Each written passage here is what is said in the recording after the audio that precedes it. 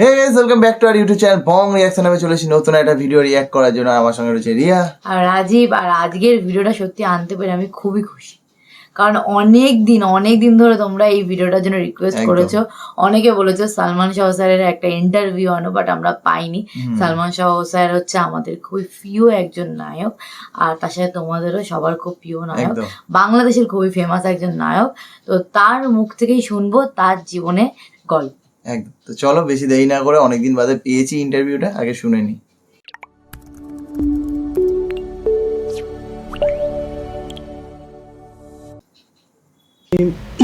প্রথমে যখন modelling start করি তখন আমি ক্লাস 5-এ পড়ি। তখন থেকে আস্তে আস্তে মডেলিং স্টার্ট করি। তো আমি এর আগে টিভিতে অ্যাক্টিং করতাম, গান গাইতাম। আমি 82-তে প্রথম টিভিতে আসি। ছোট্ট খবর একটা অনুষ্ঠান হতো তখন ছোটদের, সেই অনুষ্ঠানের মাধ্যমে। তারপরে আস্তে আস্তে আমি এখানে ছোটদের অনুষ্ঠানে গান গাই, নাটক করি। ধীরে ধীরে সপ্তাহে নাটকে যাই, টিভির বিভিন্ন বিশেষ অনুষ্ঠানে আমি যাই। 89-এ আমি নাটকের অডিশন পাস করি অ্যানলিস্টেড আর্টিস্টে। তো এই ছবিটা, আমি ছবিতে আসবো আমি কখনো ভাবিনি। ছবিতে যে কাজ করব, যে ফিল্মে আমি আসবো কাজ করব, আমি কখনো এটা ভাবিনি। তো এটা ব্যাপারটা হয়ে গেছে হঠাৎ করে। আমার অ্যাড টিভিতে তখন যাচ্ছিল, ফান্টা। তখন আমার কাছে যখন প্রপোজালটা আসে, ফান্টার একটা অ্যাড যাচ্ছিল, রেগুলার অ্যাডটা চলছিল। এর মধ্যে আমার কাছে সোহান ভাই আমার ছবি কোথা থেকে যেন দেখে আমার সম্পর্কে জানার পরে আমি ছবিতে কাজ করব কিনা জিজ্ঞেস করার পরে আমাকে একদিন ফোন করেন দুপুরবেলা আমাকে একদিন ফোন করে বলেন যে আমি এরকম ডাইরেক্টর অমুক বলছি, আমি আপনাকে ছবির ব্যাপারে কিছু কথা বলতে চাই, আপনি যদি আমাকে কিছু সময় দেন। আমরা দুজন বসলাম, একসঙ্গে বসে কথা বললাম। তো এর মধ্যে উনি আমাকে ছবিতে প্রপোজাল দিলেন যে আমি এরকম বোম্বের কেয়ামত থেকে বাংলা করছি, তো আপনি যদি এটা করতে চান, আপনি যদি করেন, আমি খুব খুশি হব। তো ব্যাপারটা আসলে হঠাৎ করে আমাকে এরকম করে ফিল্মের প্রপোজাল দেওয়াতে আমি একটু মানে আমি বুঝতে পারছিলাম যে কি করা উচিত। হঠাৎ এরকম একটা প্রপোজাল আসা, আর আরেক দিক দিয়ে ভালোও লাগছিল। আমি আসলে আমি প্রথম দিকে আমি কখনো ভাবিনি যে আমি ফিল্ম লাইনে আসবো বা ফিল্মে অ্যাক্টিং করব। ভেবেছিলাম মডেলিং করব, অ্যাক্টিং করব, ওটা শখের বসে আমরা করতাম আগে, কিন্তু ফিল্মে অ্যাক্টিং করব অ্যাজ আ প্রফেশনাল আর্টিস্ট আমি কখনো এটা ভাবিনি।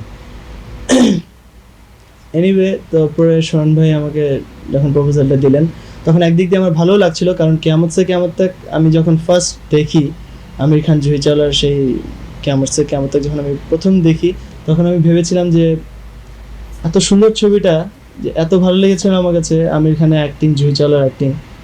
যেটা দেখার পর আমার মনে হয়েছিল যে আমি যদি এই ক্যারেক্টারটায় আমি কাজ করতে পারতাম, বা এরকম একটা ক্যারেক্টার আমাকে কেউ দিত, অথবা এই ছবিটাই বাংলাদেশে যদি হতো, আমি যদি সেটাতে অ্যাক্টিং করতে পারতাম, তাহলে আমি খুব খুশি হতাম। আমার মানে কাজ করে খুব আনন্দ পেতাম।